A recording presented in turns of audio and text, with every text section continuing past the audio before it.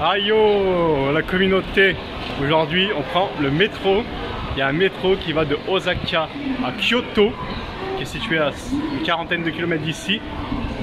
Il y a un métro qui va directement d'une autre ville à une autre grosse ville au Japon. C'est hyper bien desservi le Japon. C'est quand même très facile de se déplacer au Japon, je trouve. C'est très bien expliqué. Il n'y a pas moyen de se perdre. À part Port Geoffrey, mais pour l'instant, ça va. Je cherche la plateforme numéro 5, direction Kyoto. Il va mettre, je prends pas le Shinkansen, le train le plus rapide du monde. Je prends un train normal qui va mettre 30 minutes. Ça y est, j'ai trouvé la plateforme numéro 5, direction Kyoto.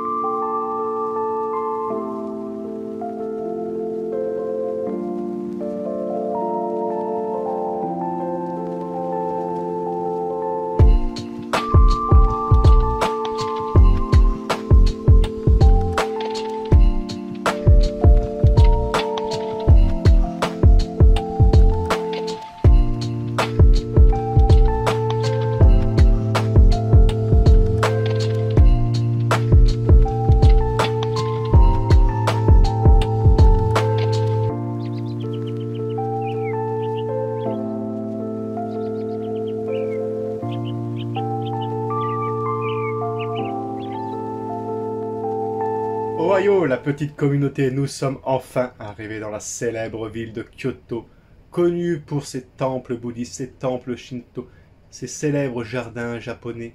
Nous sommes dans la capitale culturelle et historique de l'Empire japonais. Pendant à peu près 1000 ans, Kyoto était la capitale de l'Empire japonais. C'est à partir du 19e siècle que Tokyo devient la capitale du Japon. Ici, il y a plus de 2000 temples et jardins et temples bouddhistes. Nous avons l'embarras du choix pour visiter Kyoto. Êtes-vous prêt à partir à Kyoto? Première expérience, dormir dans une chambre traditionnelle japonaise avec un futon au sol. Alors j'ai payé 45 € la nuit, c'est vraiment pas cher pour le Japon. Là, bah, les commodités. Je dors chez l'habitant.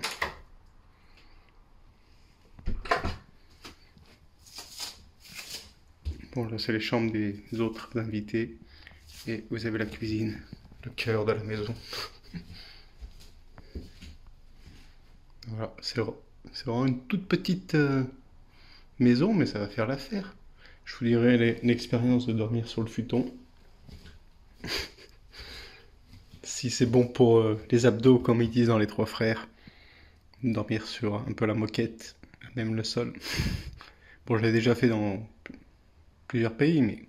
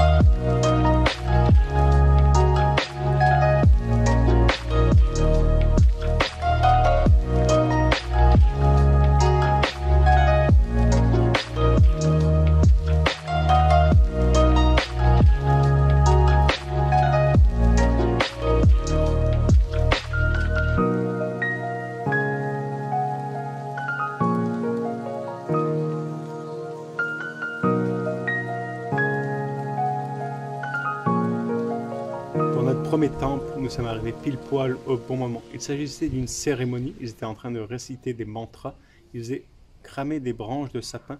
Alors je ne sais pas le but de cette cérémonie, je ferai des recherches et vous mettrez le nom et le but de cette cérémonie. Et c'était donc la fin de cérémonie. J'essaie de m'incruster devant pour admirer la cérémonie ou faire des vidéos. Et c'était vraiment très intéressant. J'aimerais en savoir un peu plus sur le but de cette cérémonie. Là, je continue ensuite à me balader parmi les 2000 temples. On a fait des jardins de mousse qui sont vraiment très très beaux.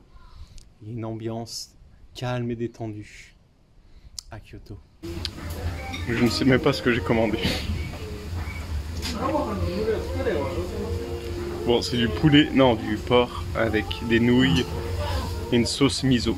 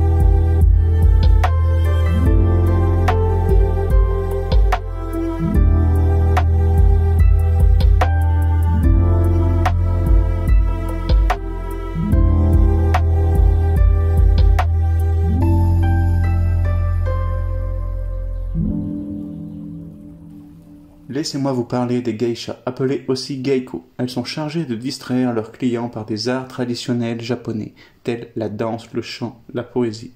Vous en croiserez sûrement lors de votre séjour à Kyoto.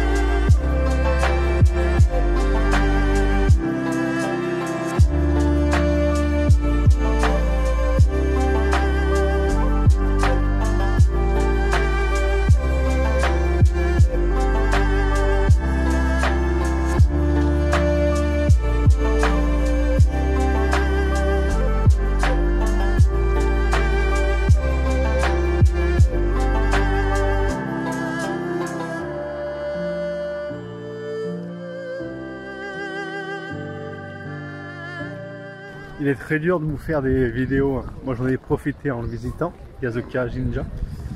Il y a beaucoup trop de monde pour vous faire des bonnes vidéos comme j'aime les faire avec des plans fixes de 10 secondes. Quasi impossible, beaucoup trop de monde.